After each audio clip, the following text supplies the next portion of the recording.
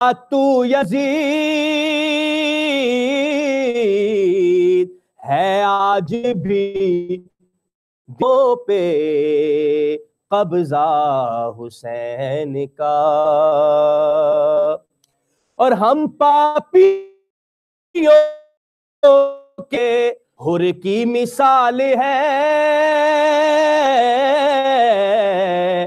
چمکاتا ہے نصیب کو اشارہ حسین کا، اور مذہب کی قید ہی نہیں ذکر حسین میں، ہر بت پرست ہو گیا شیدا حسین کا، اور جے سنگھ پناہ مانگے گی مجھ سے نہ کیا،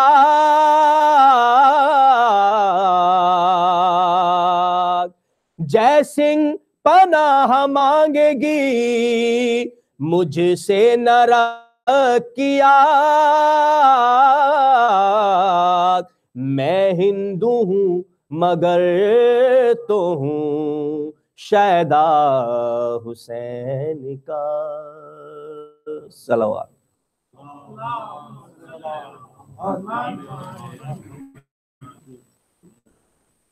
جو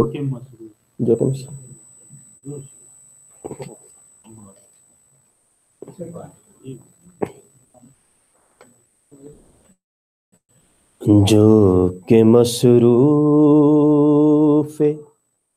سلام شہدا رہتا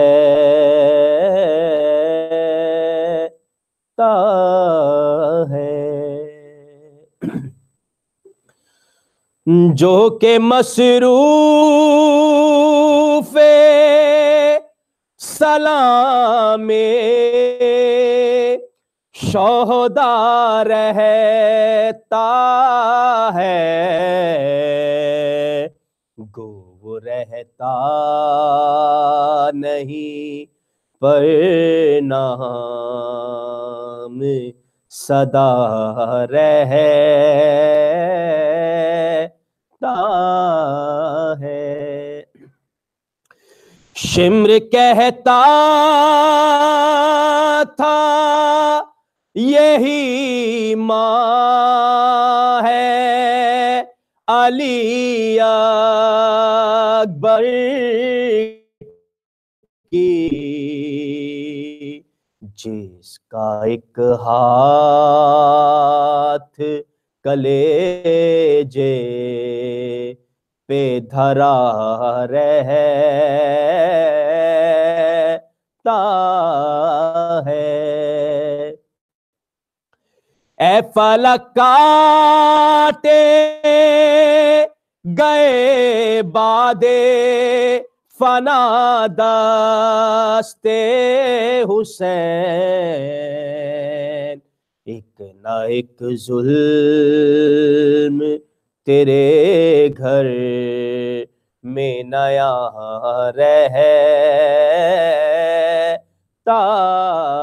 ہے، آن کر ہلد کی بیٹی نے سکینہ سے کہا، سر تیرا کس لیے اے بہنا کھلا رہتا ہے، رو کے وہ بولی یتیموں کی نشانی ہے یہی، کرتا بے وارثی بچوں کا پھٹا رہتا ہے، شام جب ہوتی ہے اونٹوں سے اترتے ہیں حرم پر سر شاہ تو نیزے پہ چڑھا رہتا ہے کربلا میں اے سبتے نبی یاد کرو یہ دبیر آپ کا مصروف دعا رہتا ہے جو کہ مصروف صلوات. اسی سے ربط ایک مصائب کا اور چند مسئلے. کون قائل تھا سلامی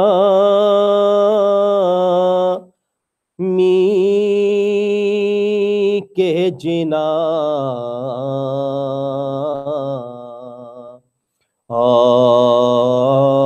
اور بھی ہے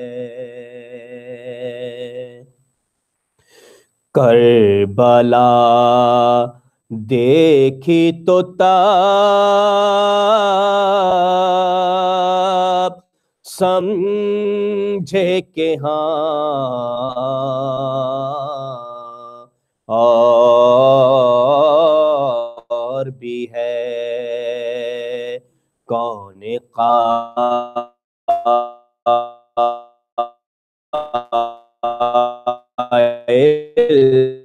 تھا سلام پہ بے ساختہ گریاں ہونا بعد کلمے کہ یہ ایمان کا نشان اور بھی ہے فلک کے پیر تجھے اپنی ضعیفی کی قسم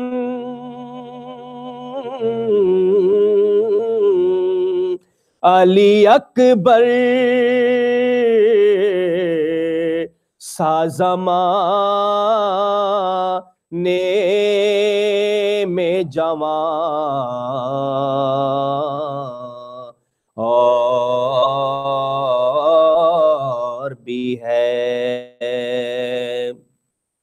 اور لے کے ششماہ کو ہاتھوں پہ پکارے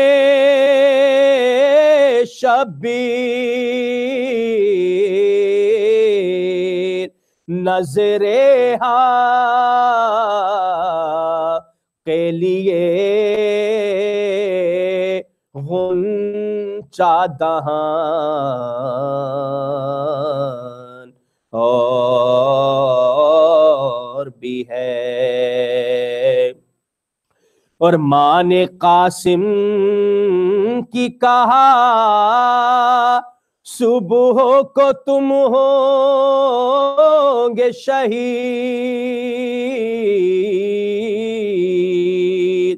اس لیے بیاہ کی جلدی میری جان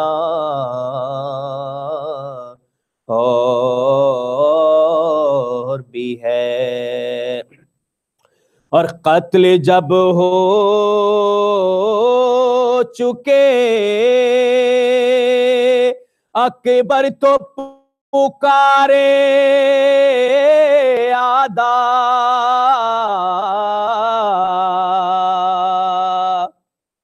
شے سے پوچھو کوئی فرق ज़ंदे जवां और भी है कौन Kyle.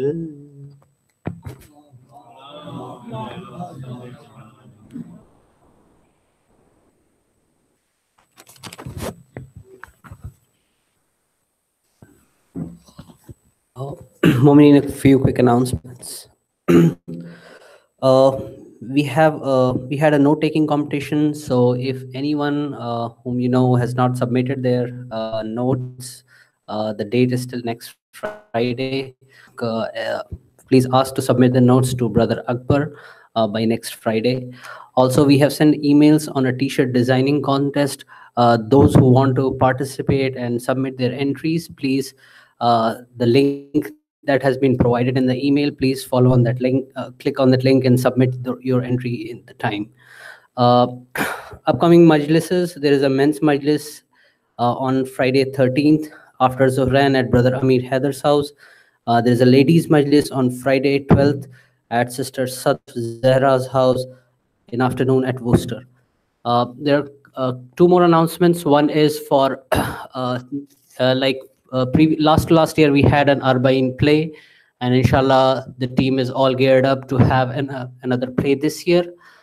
Those who want to participate after the Zuhr prayers tomorrow in the Sunday school, there'll be auditions held. So people of all ages are welcome. We have a script that fits for all ages.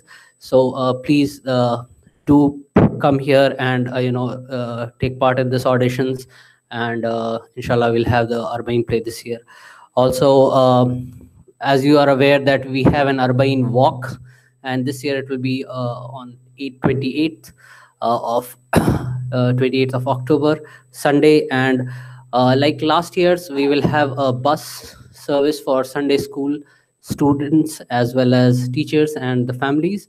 If you want to ride through the service, please reach out to Sister Nida on women's side, or Sister Nudrat, uh, and on the men's side you can reach to me. So we will coordinate, and the bus will leave at around 10:30 sharp. Here there will be a small amount that you have to pay, and like last year's, inshallah we'll have the Arba'in walk this year as well. If you are interested, if your kid is interested in giving a speech or taking part in one of the programs during the Arba'in walk, please contact Sister Nudrat for that.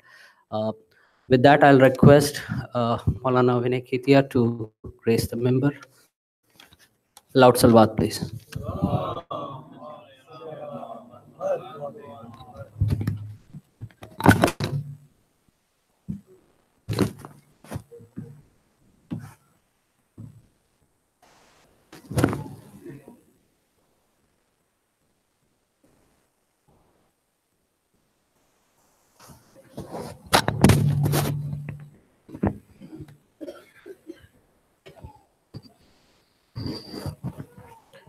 رحم الله من قرأ سورة المباركة الفاتحة. بسم الله.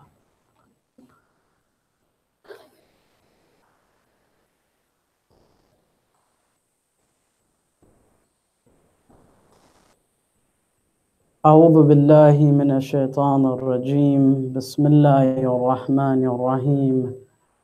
وبه نستعين. والحمد لله رب العالمين. والصلاة والسلام على رسوله الكريم وهو رحمته للعالمين أبي القاسم المصطفى محمد.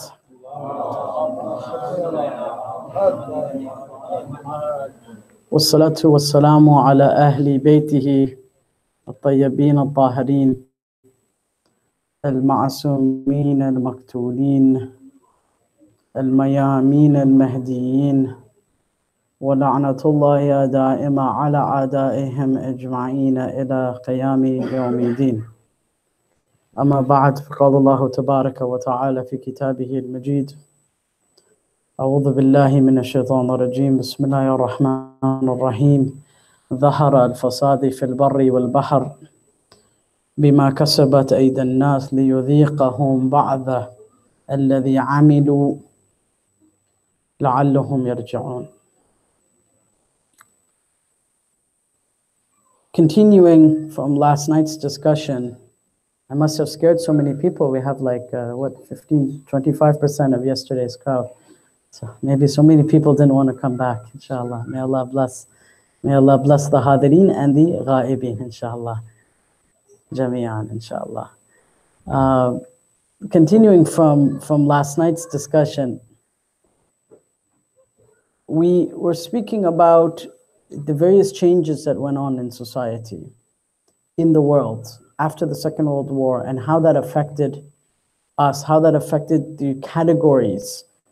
I wouldn't even say so much the categories, but the way we understood certain categories, the way our minds operated, right? So let me give you an example. Everybody wants to progress. The concept of progress, of, every day you get better at what you're doing, right? Every day you're progressing, you're moving ahead. With industrialization,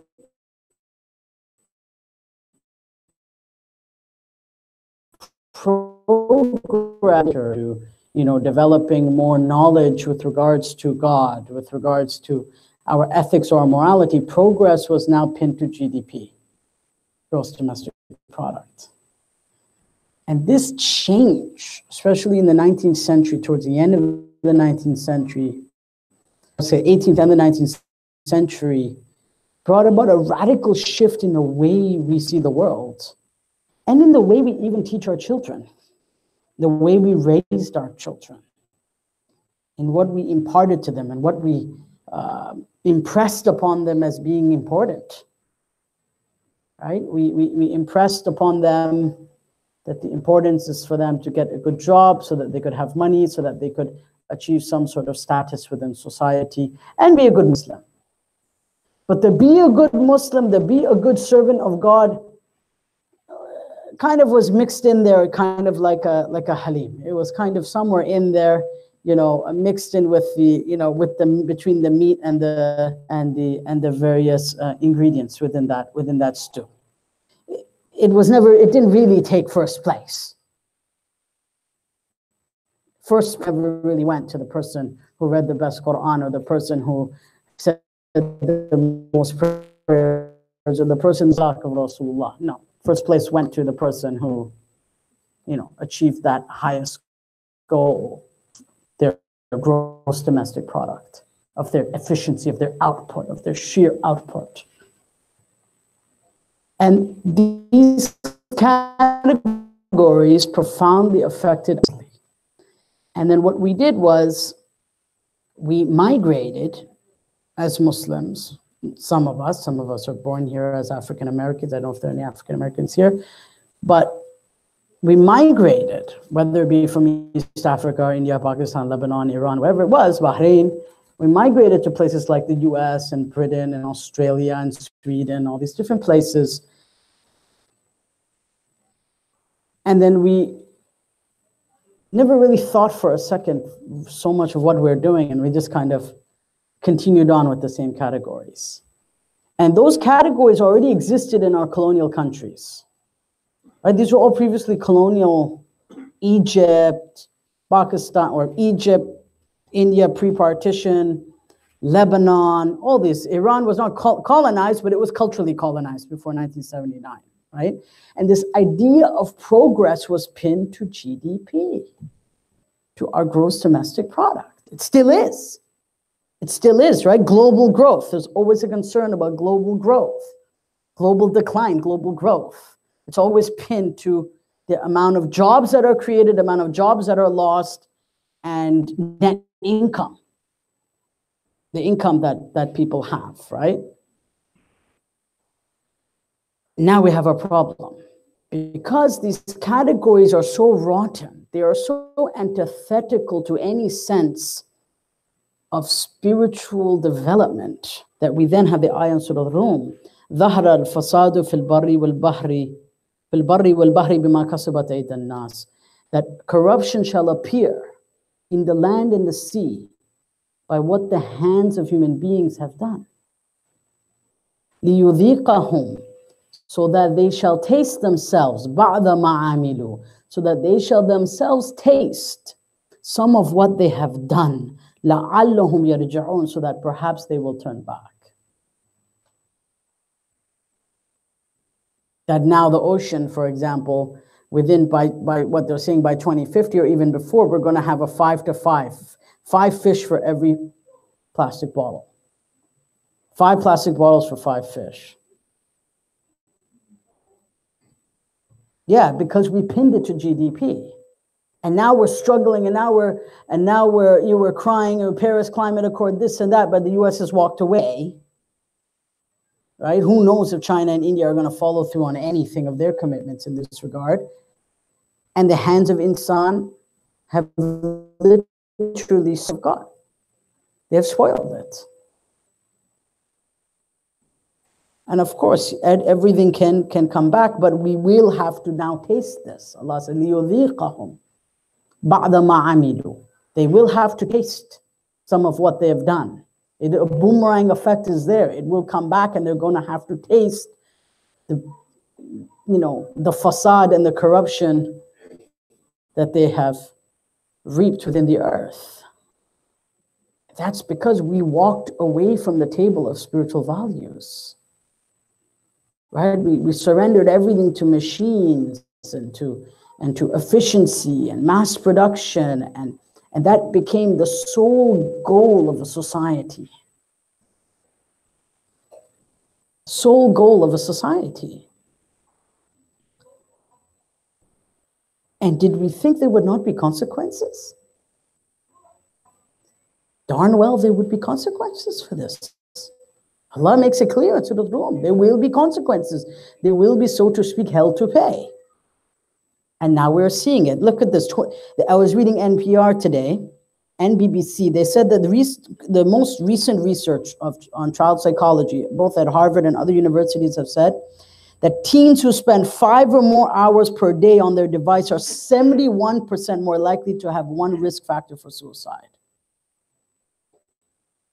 We invent these devices. We have no idea on the human psyche or the human mind. But they will now taste what they have done. That the rates of depression in teens are skyrocketing in the United States and Britain and Canada and the Western world. Skyrocketing. Suicide rates skyrocketing. Self-harm skyrocketing.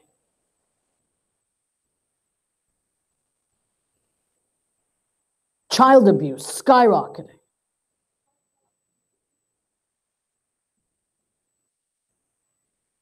Assault, a certain kind of assault. We know what kind of assault we're speaking of. 325,000 cases a year in the United States.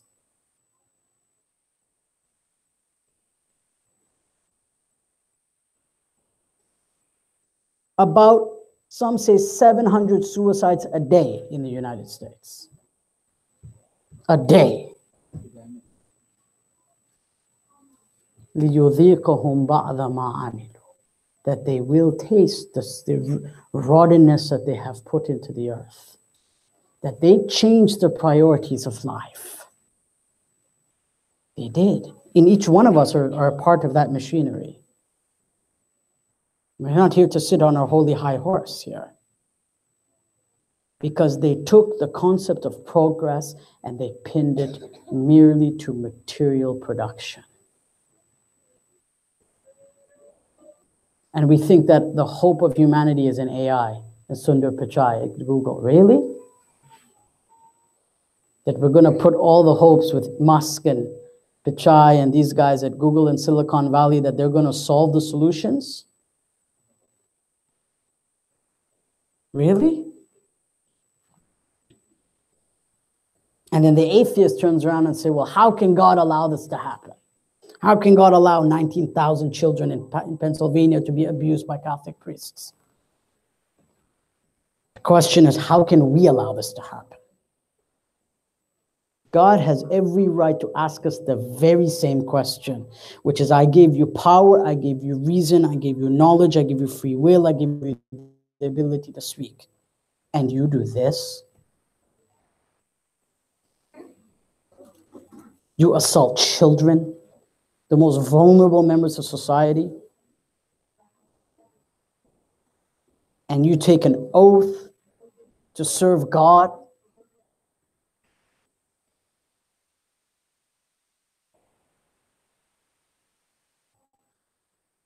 Humankind is on the, on this never-ending kind of line of progress. They're always, each generation is going to be better than the next. They're going to progress towards some kind of omega point of perfection.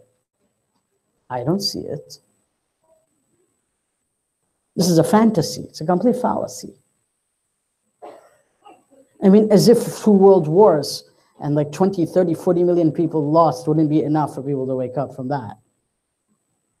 And people say God is not listening to him. Is insan listening to God? People say God's not listening to us. I'll get to it at the end. There's a woman within the Shia community who made this claim. We'll get to her at the end. Her, inshallah, may she be guided.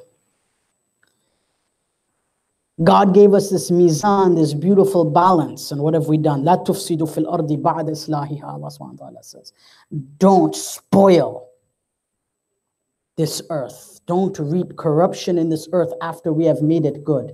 بعد إصلاحها ذلكم خير لكم إن كنتم مؤمنين. This is better for you if you are believers. That this earth has been made pure. لا تفسدوا. لا تفسدوا في الأرض بعد إصلاحها. Surah Al-Araf 75. So how do we let this evil happen? With all this communication and technology and all these amazing things that humankind has given, yet suicide rates are rising. Yet depression is at an all-time high. Yet assaults of women are at an all-time high. So the question I would ask in terms of real human spiritual progress, what has Google given us?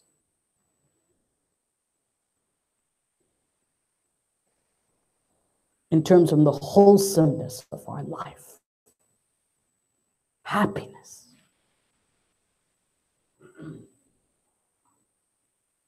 لا تفسدوا في الأرض بعد إصلاحها.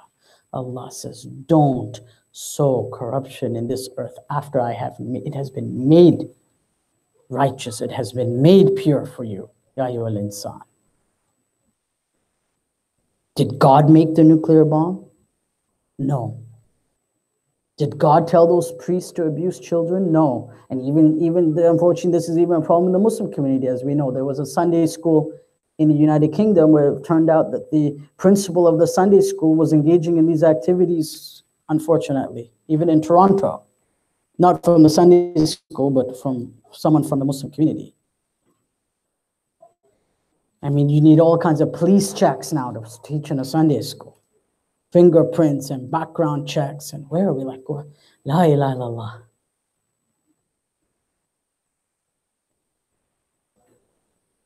Did God teach those doctors and biochemists to come up with new ways to eliminate a child's life in the womb before it's born? Did they send them to Yale Medical School or Stanford or wherever they go, or U of T, so they could learn to kill a child in the womb and vacuum it out like it's some kind of waste and throw it as medical waste in the garbage bin behind the hospital?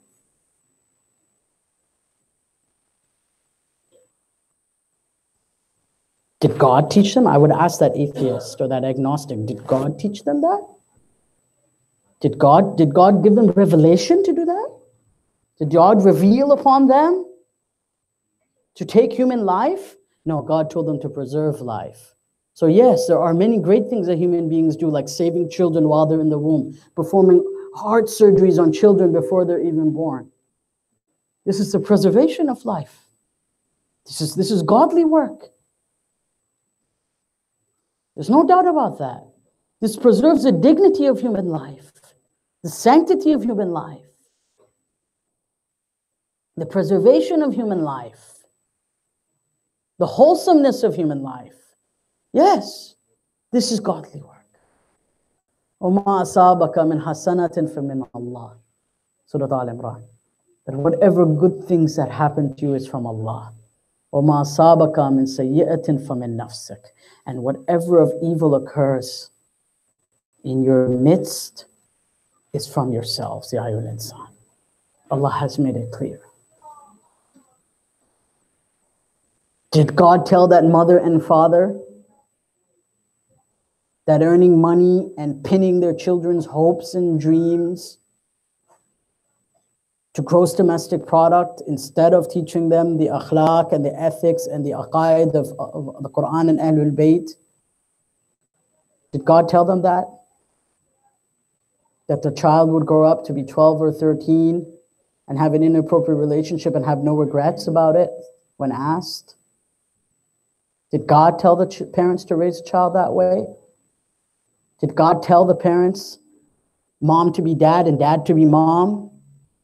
To forget what the nature of the Abrahamic family, of the standard of what is an Abrahamic family, the children of Abraham? No. God didn't do that. Insan did. And we're sometimes so afraid to speak the truth. We're sometimes so afraid. We're like walking on eggshells sometimes, even among our own community members. Just simply say the truth. Because God forbid someone might get offended because we've recited an ayah of Quran.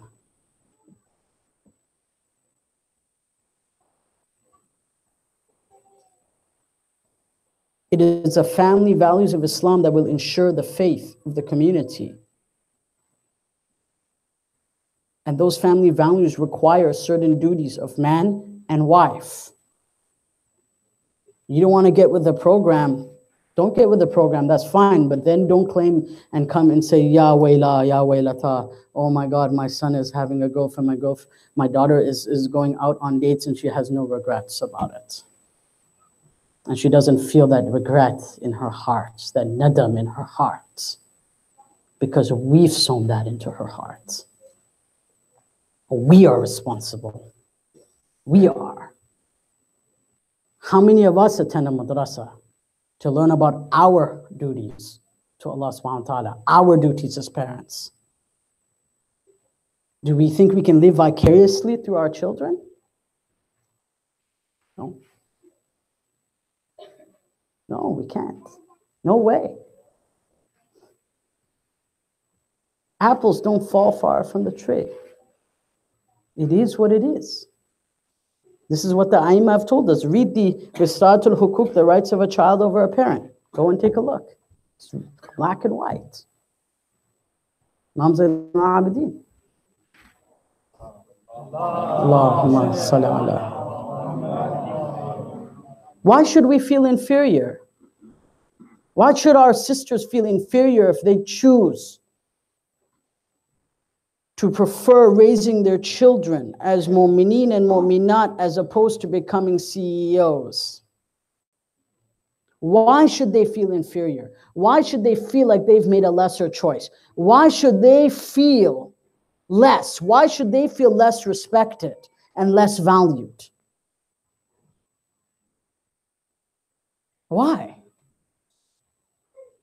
Allah tells us, and we're going through a lot of Quran tonight. Ayah ba'd al-ayah. Nisa 139.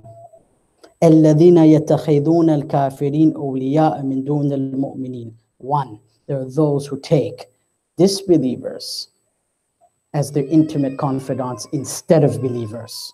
So you have the sifat and the attributes of the believers, meaning Ahlul Bayt and the true followers of Ahlul Bayt.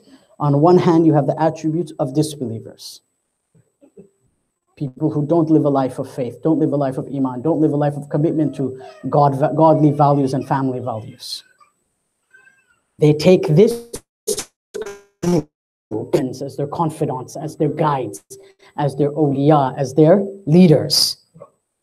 أَيَبْتَغُونَ عِنْدَهُمُ الْعِزَّةَ. Allah says, do you seek dignity from them? Do you seek your honor, your self-value, your self-worth from them? فَإِنَّ الْعِزَّةَ لِلَّهِ جَمِيعًا. Know that izzah and honor belongs to God completely from its beginning to its end. جَمِيعًا. Our problem is a deep-set inferiority complex. The need, and by problem I mean insan, not this community, insan. Our problem is exactly what Allah has said here. We seek izzah and honor and self-worth and self-dignity from other than Allah Azza wa Jal and His Rasul and the mu'mineen.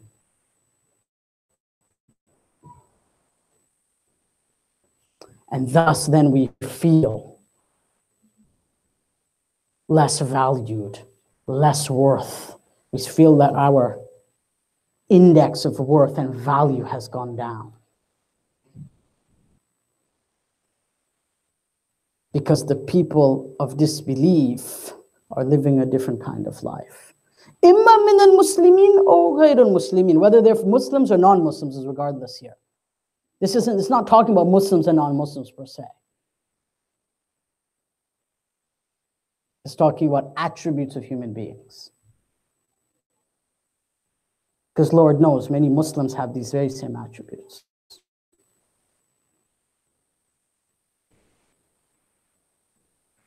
God has told us that if we seek our dignity from someone other than Him, then fine. We will taste that fasad. If our sisters feel that they would not be accepted with that hijab because they're seeking izzah from someone or something other than the divine,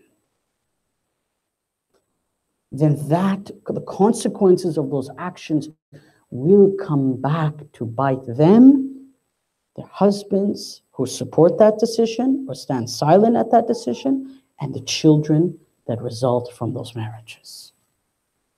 Bila shak wa iqab, because Allah has promised, inna wa'adullah haq. Allah's promise is true. The ayat of Quran are sariha and clear here. The izzah comes from Allah subhanahu wa ta'ala jami'an, not from anyone else. And this is the hallmark of mu'mineen and mu'minat.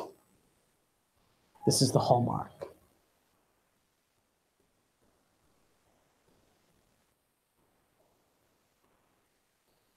And yet we see, unfortunately, again, this problem among youth. Let me come back to this problem of suicide. There's a television show called 13 Reasons Why. It's on Netflix.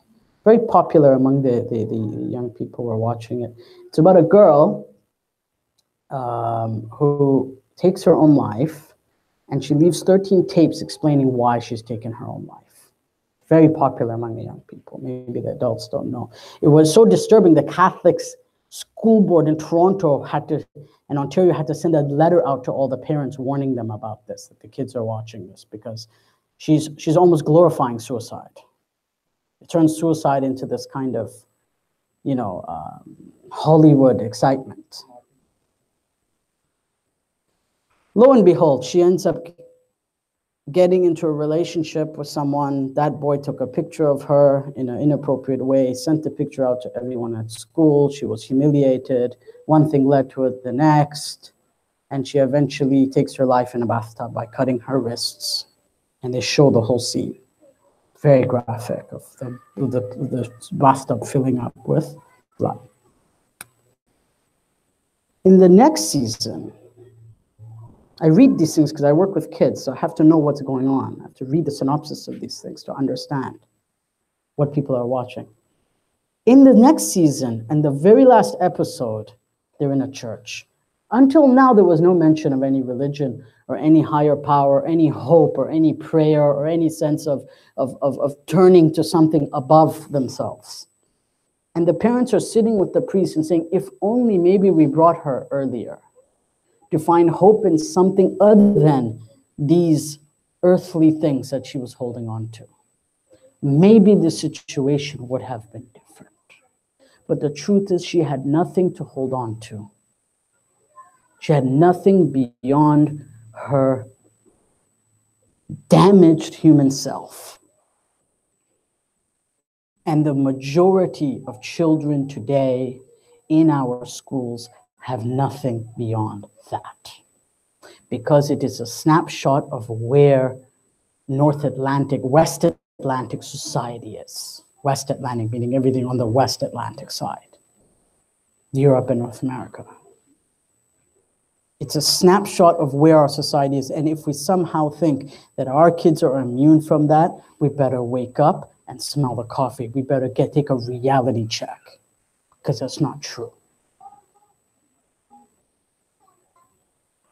It's not. Insan will taste the facade that they have planted in the earth. There is no doubt about this. And you know the wonderful thing about children before they become baligh especially? We doubting God as grown-ups sometimes. Why would God do this to me? Why would God take my mother? Why would God do this? Why do I have cancer? Right? And this is what the argument of these atheists and agnostics.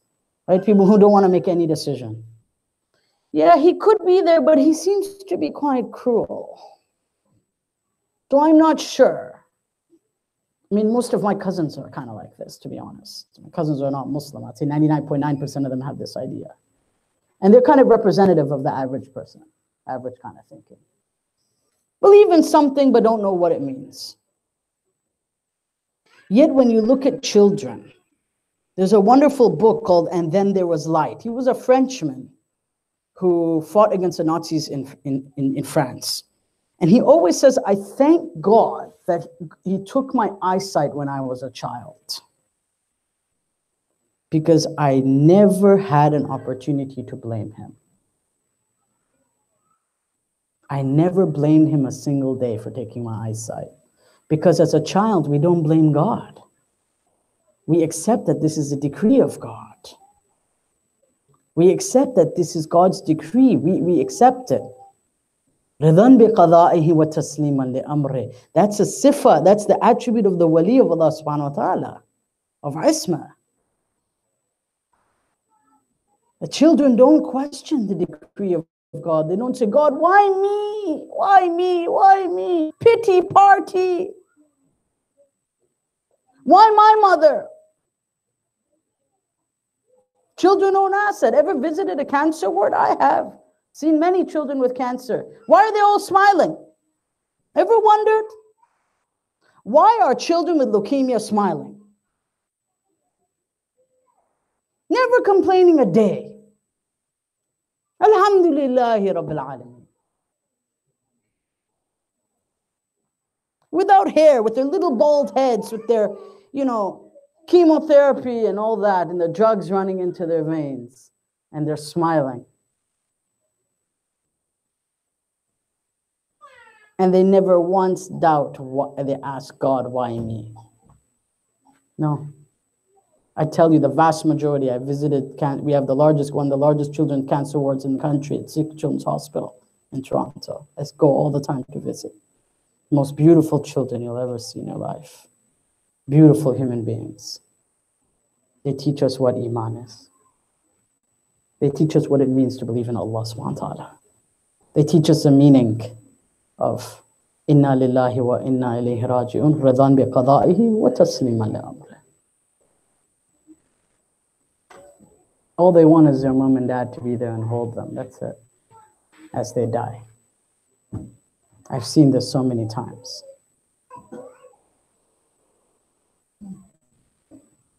And then we wonder why we recite adhan and iqama in their ears. Why we give them the turba of Imam al-Hussein when they are born. فَإِنَّهُ aman, because it is a protection. Yet the one who denies God, the one who chooses to sit on the fence, God maintains his temperature as well at 98 degrees. If it was not for God's hilm and God's mercy, Allahu Akbar.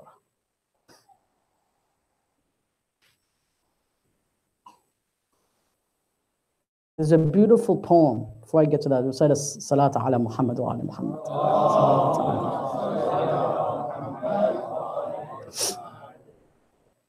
Makes you think, really. There's a poem by Robert Frost, famous poet Robert Frost, beautiful poet, right? He says, I turned to speak to God about the world's despair, but to make matters worse, to make bad matters worse, I found God wasn't there. Then God turned to me. Don't anybody laugh. God found I wasn't there, at least not over half. How dare insan turn to say God is not there? When they are constantly compromising their values, they are constantly compromising their faith, they are constantly compromising their way of life, and then they say God is not there. God has never left us. We have left God. Ya ayyuhalladhina amanu istajibu lillahi wa lirasuli idha da'akum lima yuhyikum. O you who believe, answer the call of Allah and His Messenger when they call you to give you life, to bring you life.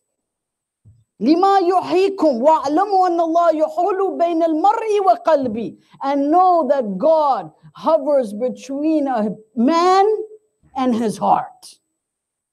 That's how close God is to us. وَأَنَّهُ إِلَيْهِ تُحْشَرُونَ, and that you will be gathered back to Him. God has never left us. Islam has never left us. We have left God.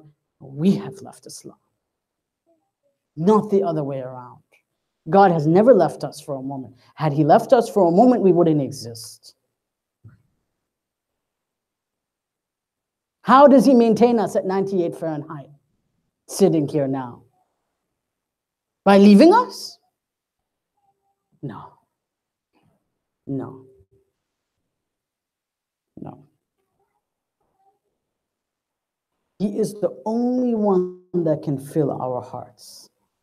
He is the only one who cannot allow us to be overcome with despair. He is the only one that does not allow our souls to be trampled. There is no sultan but Him. That is the reality of God. The problem is that we are not there when He calls upon us. Ya ayyuhalladhina amanu istajibu lillahi wa lirrasuli idha da'akum lima yuhyikum. Answer the call of Allah and His Messenger when they do da'wah. They're inviting us to give us hayat, to give us life. But we don't answer. How can the atheists blame that it is God's fault when God has been inviting us through 124,000 prophets? Laylan wa nahara, day and night, night and day. At every moment of our life, He is inviting us to a better life, to a better way, to a new beginning. But it is insan that turns away. It is insan that turns his back on God. It is human beings, through the decisions that they make, through the priorities that they make, through the value, to the false value that they give to certain things in life. And then when they taste, لِيُذِيقُهُمْ بَعْدَ مَا عَمِلُوا, when they are then made to taste some of what they have done, why should they then complain against God? Now it's God's fault. How convenient. It is completely childish and illogical to think this way. Oh yeah, and the other thing is we just love to blame others, don't we? That's insan, right? It's Maulana's fault, madrasa's fault, masjid's fault, school system's fault, US's fault, Israel's fault.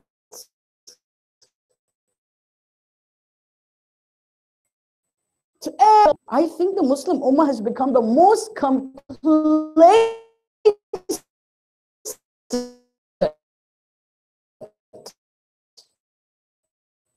And why nobody else's fault? Except we don't want to take responsibility for our priorities as parents, for our decisions, for our way of life, for the choices that we have consciously made since our children have come into this dunya.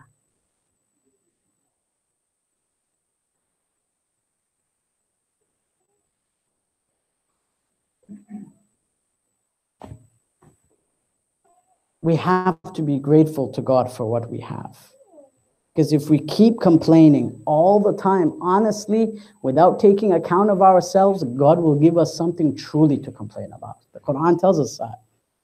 Those who thank God, He gives them more, and those who complain, they'll have something definitely to complain about. Oh, He'll give them something to complain about.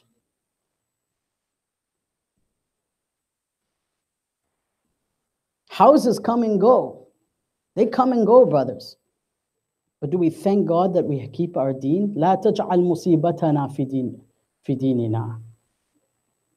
Don't make our musibah to be in religion. We can have musibat in many other things. Many other things will come and go. But if we have a musibah that is a tragedy, a catastrophe in our deen, that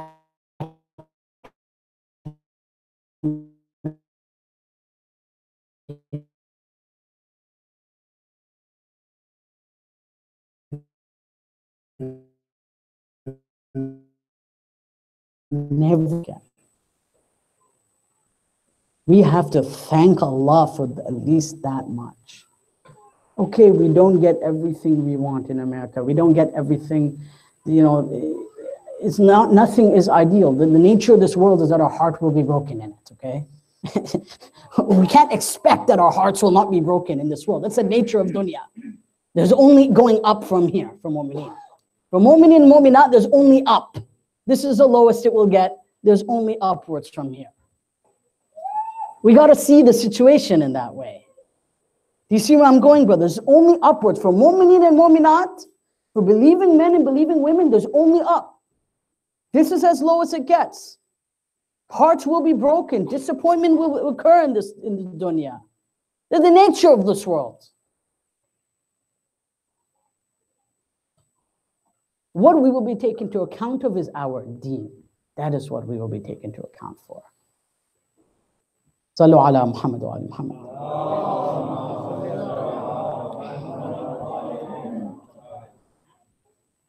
I'll give another beautiful example from Surah Nahl 112.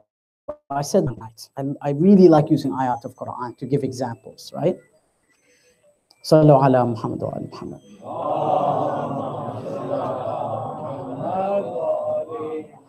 Allah subhanahu wa ta'ala says, Daraballahu mathalan qaryatan kanat aminatan mutma'innatan.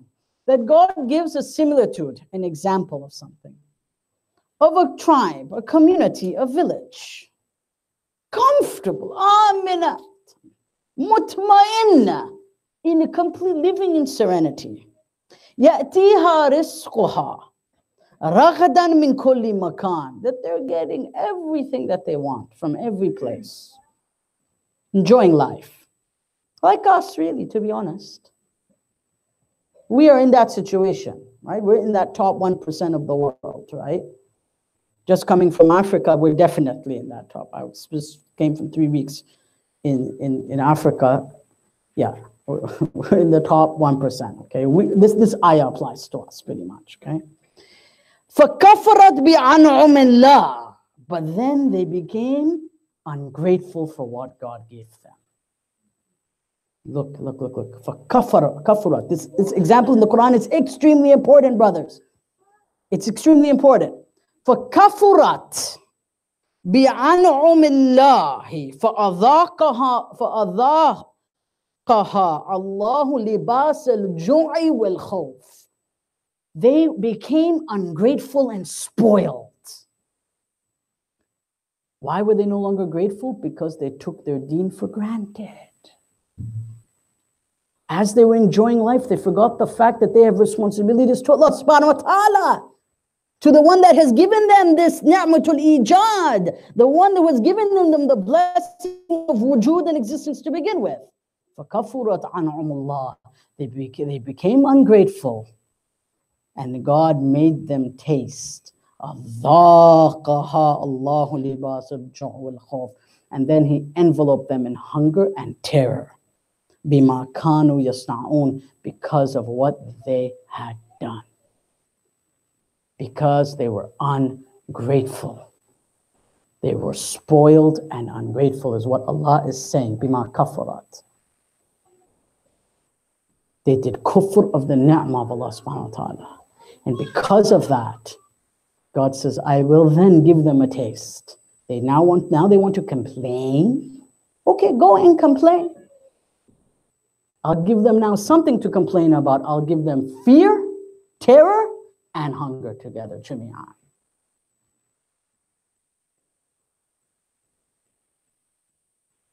This faith of Islam, my dear brothers and sisters, is a very, very important amana and ni'mah from Allah subhanahu wa ta'ala. It is the greatest ni'mah that we can have in our hands, especially I'm speaking to parents here. And Allah will take us to account. There is no doubt about it. We will be brought by our nasiyah, by our forelocks in front of God. And we will have to answer in His court. He will ask us what we have done. There's no doubt about this. That what have we done with all these blessings that He has given us?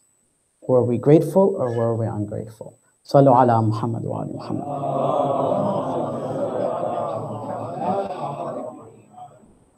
That we have to stop for a moment and cry to Allah subhanahu wa ta'ala. And weep before Him, begging Him for His mercy and thanking Him for this existence that we have. We have to. If we don't, the consequences of that are catastrophic.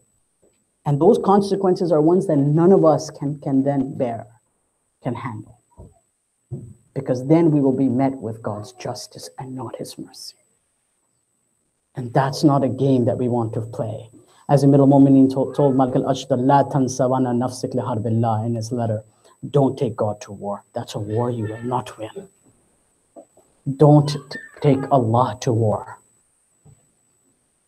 La tansabanna nafsik li harbillah. How powerful words are like that of Amir al-Mawla, Haydar al-Karrar, Amir al-Mu'mineen. Don't take Allah to war. How can Allah, can you imagine? La tansabanna nafsik li harbillah, he told Malik. Powerful words. When we are ungrateful, we take God to war. We say, God, oh yeah, okay. You've given me all this, I'll show you.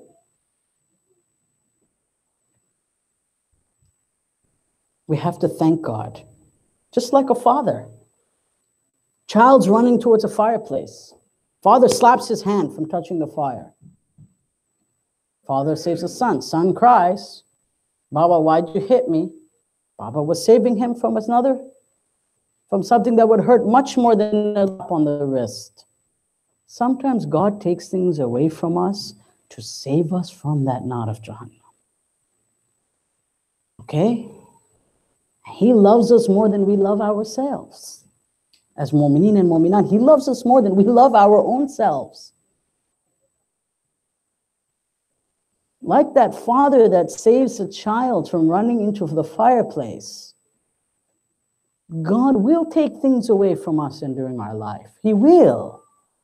That's fine.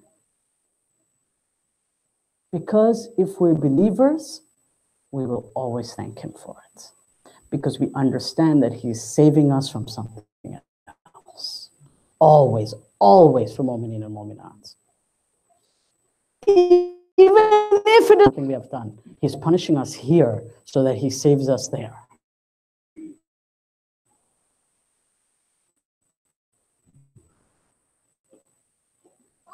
context to the challenges that we face in our daily life. Sallu ala Muhammad wa ali Muhammad.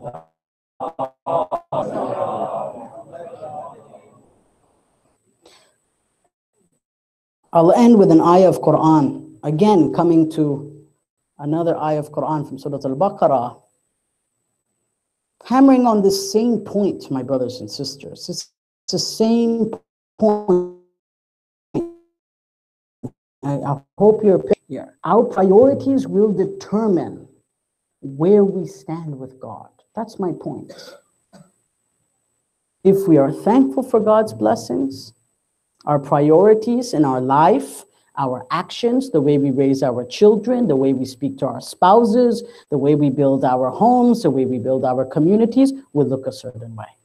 If we are ungrateful to God, then the way we build our home, the way we raise our children will look a certain way. It all depends on the priorities, the categories that we have, by which we shape our life, by which we attempt to live our life. Now let's go to Surah Al-Baqarah.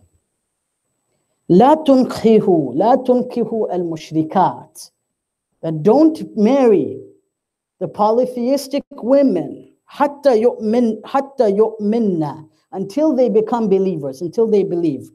ولا أمة خير من مشركة ولو أعجبتكم. That a slave girl, a slave woman, in those days they had those, is better for you, meaning a woman that is not free, of low social status, is better for you than that beautiful, rich, prosperous, polytheist woman, mushrika. Even if, lo a'jabatkum, even if she dazzles you.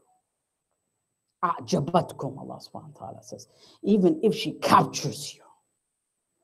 Ainul a'jab, that your eyes are just galvanized by what you see in front of you. Allah says, no, that simple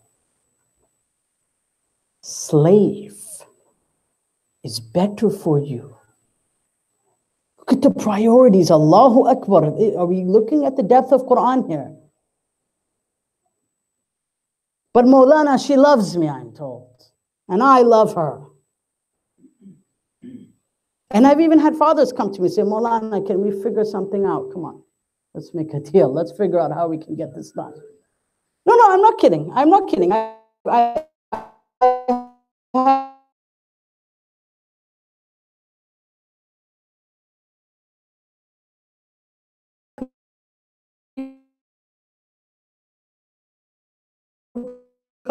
according to others.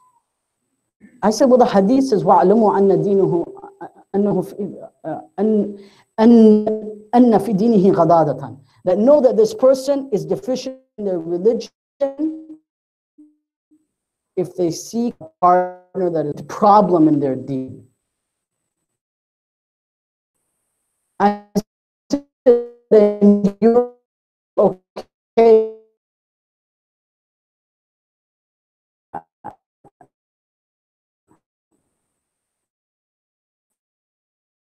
You want me to find it out the door, right? Sometimes I'm not even offered food.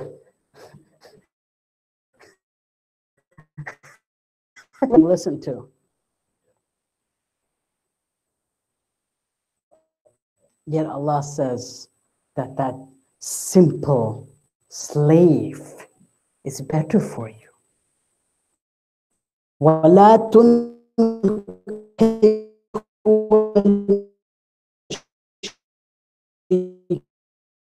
حتى يؤمنوا.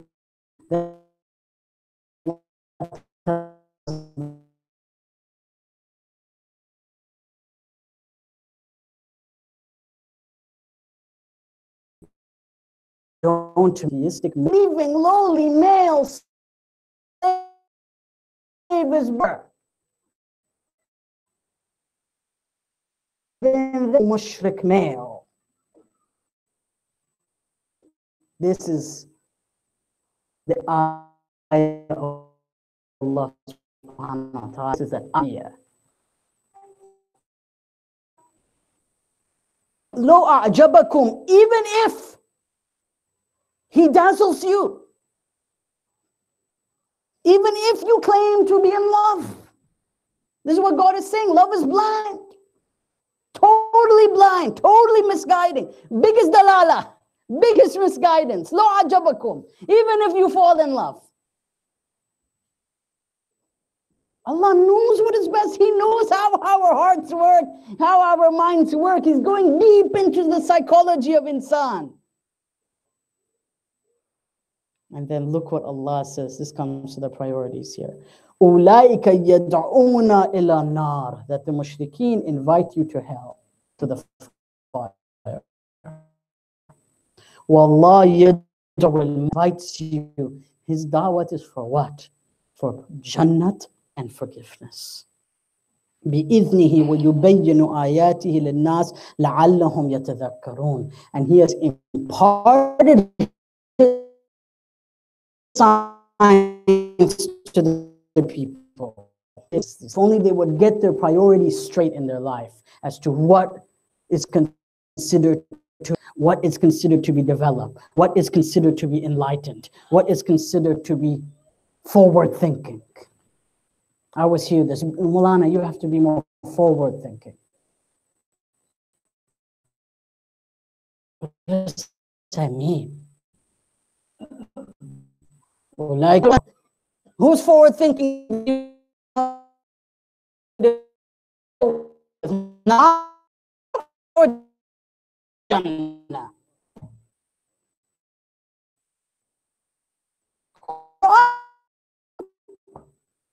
We have, I'll end on this note, yet we have, unfortunately, I read a letter today, the saddest thing I have ever read, by a woman from the Shia community justifying, it's a public letter, so it's not a private letter, it's a public letter that she released to the community, it's on the internet, where she justifies her son marrying a same gender and her attending it, and she writes a letter to this effect, expressing the dismay that she was forced to resign from the board of directors of a Shia Muslim organization. And in there she says, a just God wouldn't have it that way. La ilaha illallah. What do you know about adala? Who in God's green earth are you to lecture us about the adala of Allah subhanahu wa ta'ala? Serious? Like, are you joking? How warped and demented is your mind? May Allah guide you. May Allah bring you from dhulimat to the nur, inshallah. أولئك يدعون إلى النار والله الجنة والمغفرة خلاص. They are inviting to nar. Allah is inviting you to Jannah and Maghfirah. Baba, what do you want now?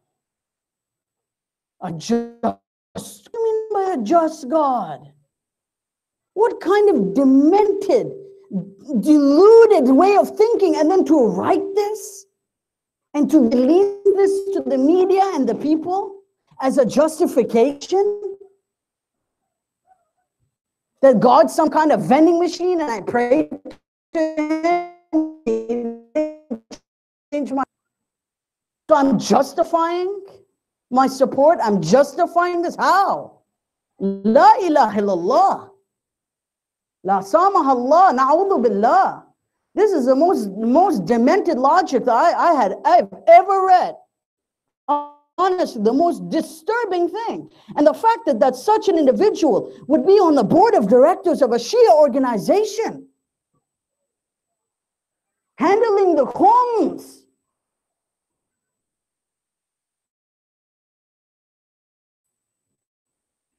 Allah has given us the priorities in the Quran. I'm not going to the hadith, maybe a hadith. Oh, authentic, not authentic, this, that, okay. Every single ayah that I've quoted, leave aside here. Na'udhu billah. Love is blind.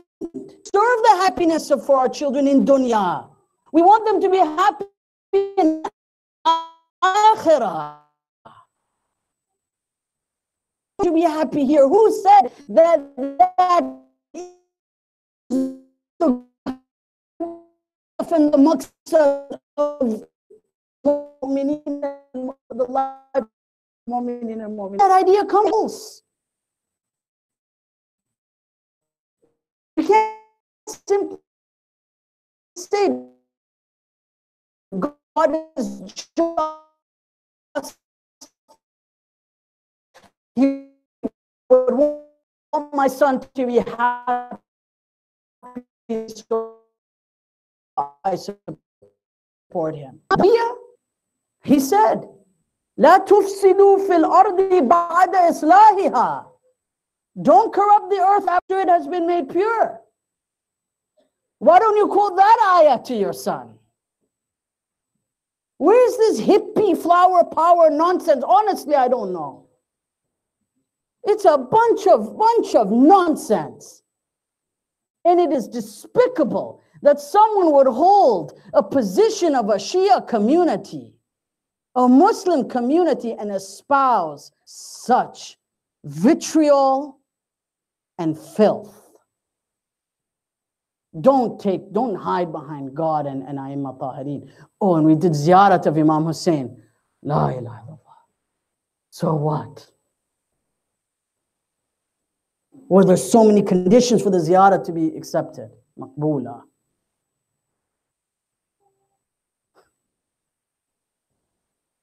And this is unfortunately the state, because where there's smoke, there's fire. The fact that this individual felt comfortable enough to write this letter and send it out to the communities, publicly and openly. Where there's smoke, there's fire. Because she thought she would find sympathizers, that people would run to her aid and sympathize and say, they are wrong for asking for your resignation. يَمْكُرُونَ وَيَمْكُرُ اللَّهُ وَاللَّهُ خَيْرُ الْمَاكِرِينَ. Nobody came to her aid. Nobody. Because she sought her izzah from other than Allah. And Allah ensured she would then be dhalila.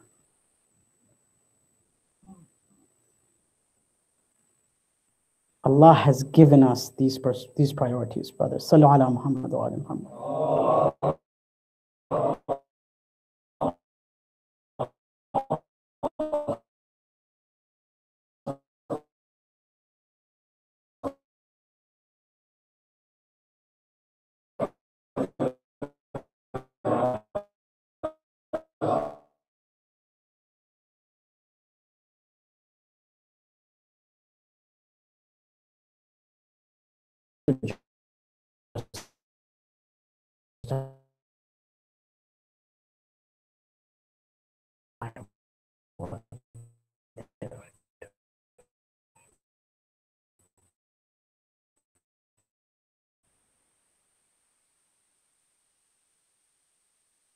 To some responses to answers of where the Qadariyah, the whole theological group, came out of this.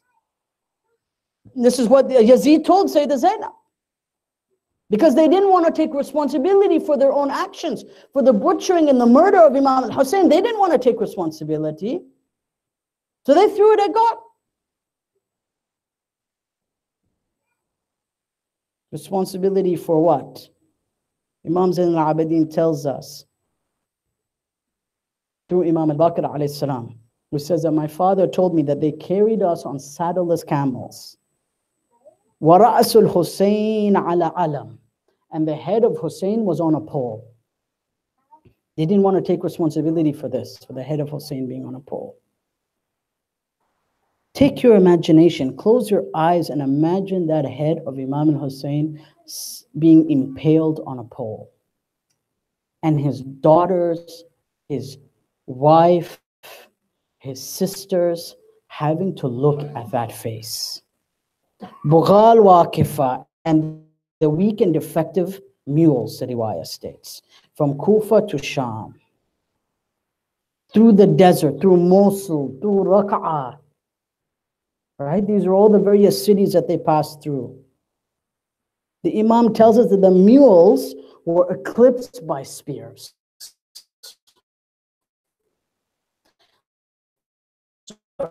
as they were riding on the long distance brothers, that they were covered in spears.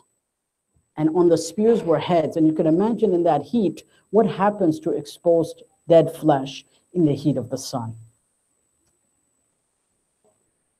Imagine what would have the smell been. The smell, the stench, the bugs, insects. Normally when you have dead, decaying flesh, you would put it in some kind of box when you want to transport it. But in order to torture the women, the riwayat tell us that they put the heads on spears around them. And then he says, in dam'at min ahadina aynun, and if any of us dropped a tear, quri'a ra's birrumah, they would then smash the head. That a punishment for our crying was that they would begin to mutilate the head of our father that was already decapitated. That was their punishment. In dama'at ayn, if one eye even cried, Imam Zain al-Abidin says, quri'a ra's birrumah, that the head would be beaten. And Umayyads did not want to take responsibility for this. Yeah, God supposedly willed this, na'udhu billah, as Yazid had said. The abuse was to such an extent, we're told in the traditions of the Maqatil, that as they approached Sham, Kulthum went up to Shimr, la'anahullah, the man who sat on the chest of her brother, imagine, sat on the chest of his brother holding his beard. She had to now approach this man. And she told him that the ladies are tired of being stared at. They're tired of being abused. And they're taken, because through each city, the ladies were put into the slave markets. Right? So they're in chains and people would come to look at them, to purchase them. Now, of course, they were not for sale. They had to go to Sham. But they were put in that slave market, in the place where prisoners of war are kept. Kulthum, Sayyidah Zainab, salamullahi alayhi, Rubab, this is where they were kept, Sayyidah Sakina. So she says that we're tired of this. We have one request of you. That when you bring us into Sham, don't bring us in from the main gate. Bring us in from another gate which is not as crowded with people. And our second request is that you move the heads away from us and our children. Because we can't look at them anymore. We are exhausted. We have cried too much now after looking at these heads. We're asking you to move them away. And guess what he did? He brought them closer to the heads and brought them in from the main gate of Sham. As a punishment. This was the evil of Banu Umayyah. And he brought them into Sham from the busiest gate. And this reminds me of the statement of Imam Zain al-Abidin who says, فَإِنُّ لَمَّا أَصَابَنَا بِالطَّفْ مَا أَصَابَنَا. For those who know Arabic, the depth is there. He says, when what happened to us in Taf, Karbala, happened to us. لَمَّا أَصَابَنَا بِالطَّفْ أَصَابَنَا. In Arabic, it means what happened has happened now to us. Meaning it is so profound that what do I tell you? What do I not tell you? What do I describe to you? What do I not describe to you? Imam continues, salamullahi alayhi, qutila abi wa kutila man kana ma'ahu. My father was killed. Those who were with him were killed from his family and his brothers and his Ahlul Bayt. And my heart began to palpitate from this. My heart began to shake from this. Lamma ra'a minhum qalqi. He says, وَكَادَتْ نَفْسِي تَخْرَجْ. Imam Zain al-Abidin says, it is as if I was about to have a heart attack. That my heart, the tender heart of Zain al-Abidin could no longer handle all of this. That he must depart from this dunya, that Allah subhanahu wa ta'ala would take him. And at that point, Sayyidah Zainab noticed him. And she says to him, what is wrong with you? Ya Baqiyatullah, what is wrong with you? He says, Kayfa la ajza wa la ahla. How can I not mourn like this? Imagine Zainab alayhi salam is concerned for Zain al-Abidin because he is mourning so much. He is in such a state of distress that Sayyidah Zainab comes to him and is worried about him.